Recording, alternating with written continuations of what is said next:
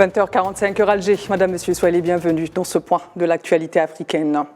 Une délégation américaine conduite par le secrétaire d'État adjoint pour l'Afrique du Nord, Joshua Harris, a entamé ce vendredi une visite auprès de la partie sahraoui dans le cadre des efforts déployés pour relancer le processus de paix parrainé par l'Organisation des Nations Unies au Sahara occidental.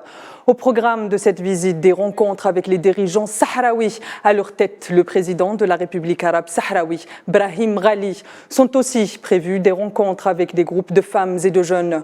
À cette occasion, le Front Polisario réaffirme sa pleine coopération avec les efforts de l'ONU et de l'Union africaine pour accélérer le processus de décolonisation du Sahara occidental en permettant au peuple sahraoui d'accéder à son droit inaliénable à l'autodétermination et à l'indépendance.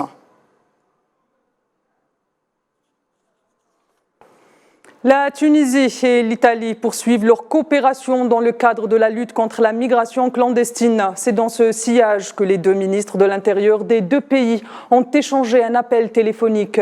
Kamel Fekki et Maestro Piatondizi ont passé en revue la réalité et les perspectives des relations de coopération et des programmes de partenariat liant les ministères de l'Intérieur de leurs pays respectifs, notamment dans le domaine de l'immigration et du crime organisé. Ils ont convenu de continuer à échanger des informations à cet égard.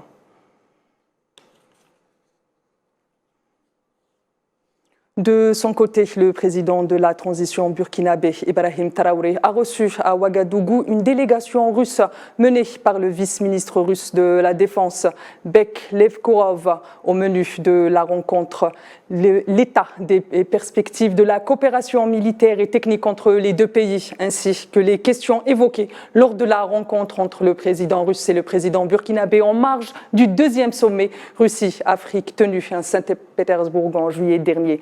Par ailleurs, le chef de la délégation russe a assuré à Ibrahim Traoré du soutien de la Russie à la transition du Burkina Faso et au peuple burkinabé dans tous les domaines de développement.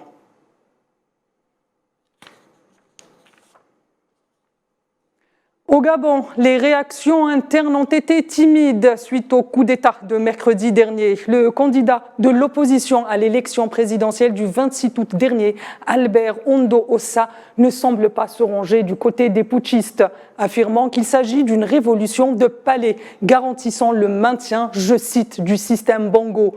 Pour rappel, le général Brice Oligui Nguema, nommé président de la transition, prêtera serment lundi prochain devant la Cour constitutionnelle.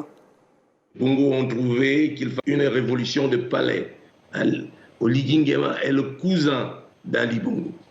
Et la campagne, c'était 60 ans de Bongo, c'est trop. Les Bongo ont trouvé qu'il fallait mettre Ali Bongo de côté et poursuivre effectivement le système Bongo PDG. Et ils ont mis Oligui Nguema en avant. Derrière Oligui Nguema, nous savons qui est là. Donc c'est toujours le système Bongo. Le secrétaire général des Nations Unies, Antonio Guterres, a évoqué des défis de gouvernance auxquels sont confrontés plusieurs pays dans le monde. Pour le diplomate onusien, seules les institutions démocratiques ont leur place dans les États. Par ailleurs, Antonio Guterres a souligné que les gouvernements militaires ne constituent pas une solution et qu'au contraire, ils aggravent les problèmes. Many countries face deep-seated governance challenges. De nombreux pays font face à des défis de gouvernance profonde, mais des gouvernements militaires ne sont pas la solution. Ils aggravent les problèmes. Ils ne peuvent pas résoudre une crise. Ils ne peuvent que l'empirer. J'appelle tous les pays à rapidement mettre en place des institutions démocratiques crédibles et l'état de droit. Dans le dossier gabonais, toujours, la communauté économique des États de l'Afrique centrale annonce la tenue d'une nouvelle réunion d'urgence consacrée à la situation au Gabon. La deuxième du genre, la rencontre est programmée pour lundi prochain. Le bloc régional a désigné le président centrafricain et président en exercice de l'organisation Faustin Archange Touadéra comme facilitateur auprès du comité de transition et de restauration des institutions au Gabon.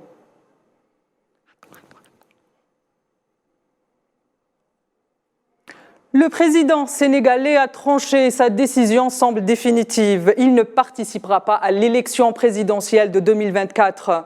Macky Sall a réitéré hier jeudi sa décision de ne pas se présenter à sa propre succession. Le flux d'une éventuelle candidature de l'actuel président a longtemps fait polémique dans le pays.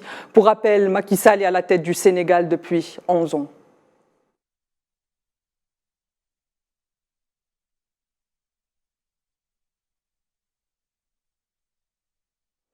Au Niger, le Conseil militaire a annoncé la suspension de toutes les activités des organisations internationales, agences onusiennes et autres ONG, et ce, dans l'ensemble des zones d'opération militaire, invoquant la situation sécuritaire du pays. Les Nations Unies n'ont pas tardé à réagir, indiquant vouloir prendre contact avec Niamey, a indiqué la porte-parole de l'ONU à Genève, Alessandra Bilucci. La communauté des États de l'Afrique de l'Ouest dément les propos attribués à son président, le président nigérian Bola Tinubu, proposant une période de transition de 9 mois pour revenir à l'ordre constitutionnel au Niger. La dite déclaration a été rapportée par l'agence France Presse avant d'être reliée largement par les médias internationaux. Dans son démenti, la CEDEAO affirme, je cite, « Le rapport publié en français et cité par l'agence France Presse est fabriqué et doit être traité comme une fake news ». En République démocratique du Congo, l'Organisation des Nations Unies réclame une enquête exhaustive sur la répression de mercredi par l'armée d'une manifestation à Goma, dans l'est du pays, faisant des dizaines de morts, parmi lesquels des civils. L'enquête des autorités doit examiner de manière exhaustive l'usage de la force par les forces de sécurité et également être approfondie et efficace et impartiale, a souligné le porte-parole du Haut Commissariat de l'ONU aux droits de l'homme lors d'un point presse. Pour rappel, la manifestation a été qualifiée par les organisateurs de anti-ONU. Par ailleurs, la presse quinoise parle de 48 décès.